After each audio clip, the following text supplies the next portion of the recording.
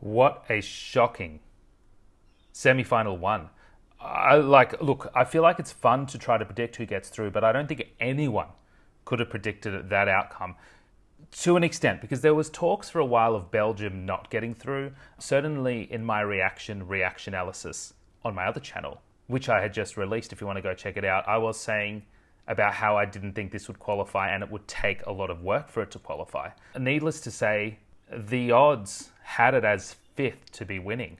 So that's a big blow. I've created a tier list, one which really incorporates this aspect of fun for Eurovision, of going, well, where would these songs sit?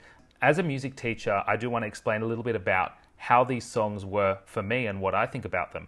Where I place them on this tier list is not reflective of what I think about them. It's reflective about how I feel like they work within the context of Eurovision. So let's get started. Let me know your thoughts about this tier list here and what you think about how I've organized it. We are going to start with Azerbaijan. Look, this is actually a great song. He's a great vocalist. The performance actually wasn't too bad. I feel like if this is a song you're listening to over and over again, then you're going to get certain expectations about how the performance is going to be. But from the aspect of the performance in general, it wasn't a bad performance. But I'm going to argue that it doesn't matter how well this performance is going to be. It will never have gotten through. The reason is that this song is not Eurovision friendly. It's not memorable for a first-time listener, on the premise that most people voting are first-time listeners here. We're going to put this up at, it was never really in the race. It wasn't a car crash. Car crash would be a horrible performance. However, it was never really in the race in the sense that it's there.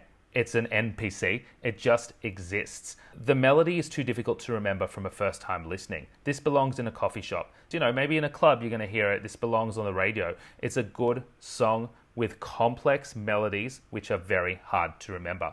We need to think about what the generic Eurovision listener would be doing who has never heard these songs before. This was never going to get through no matter how good the performance was. Oh, Belgium. Look, there have been people saying that this performance was not up to scratch. Maybe the visuals were a little bit weird, but in my opinion, this performance actually improved from his national finals one.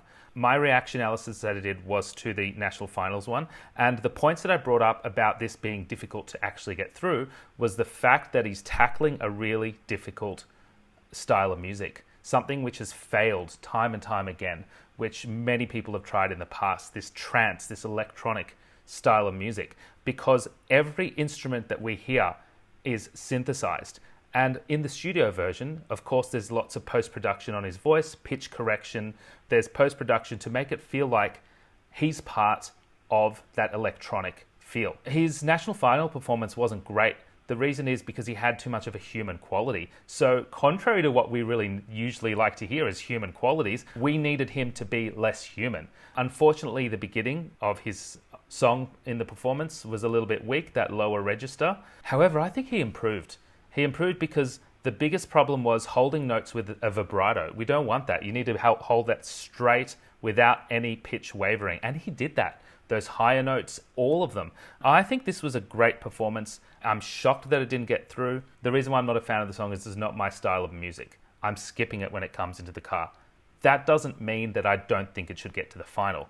This is going up to deserved finalist.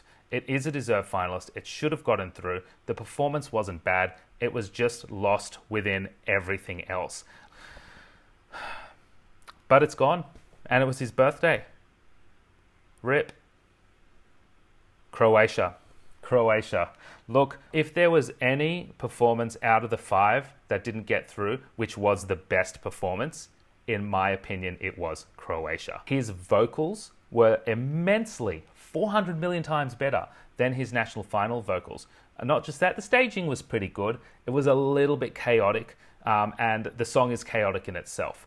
The reason why I have a problem with this song getting through is because of the composition.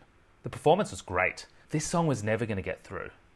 This song had no chance. We all knew that this song was doomed. And if you didn't know that, I'll explain why. This song has about a bazillion sections. So many different musical ideas that pounds us, that we're introduced to, some of which never come back. It changes styles halfway through. I couldn't with this. I really couldn't. It's creative, but it's aiming way too high. This, like Azerbaijan, it doesn't matter how good the performance is going to be, it was never going to get through.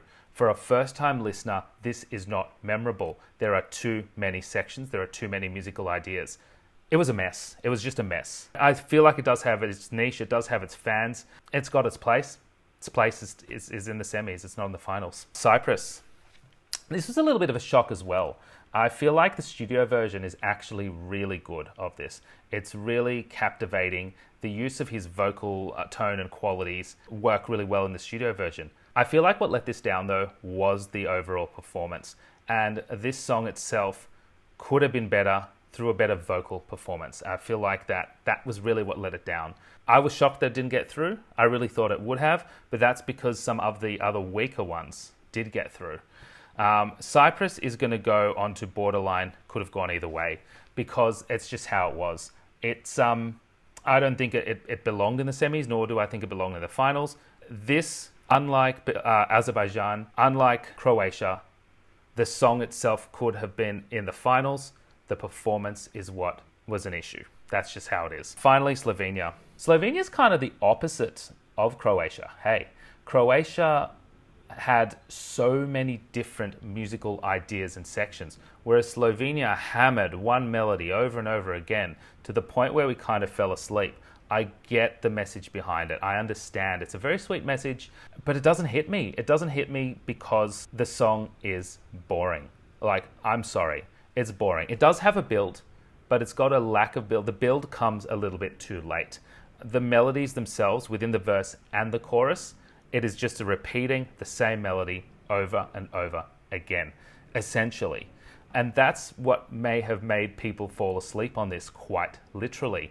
The doubling of the vocals in the chorus was great. It worked. It built it a little bit. The section where he said, "I admire your power, I admire your will," great build. The performance itself was a little bit lackluster, but I am putting it on borderline because I think with a little much better performance, a little bit better vocals, this could have gotten through. And I think his vocals were a little bit weak here. Let me know your thoughts though. Would you have placed this somewhere differently?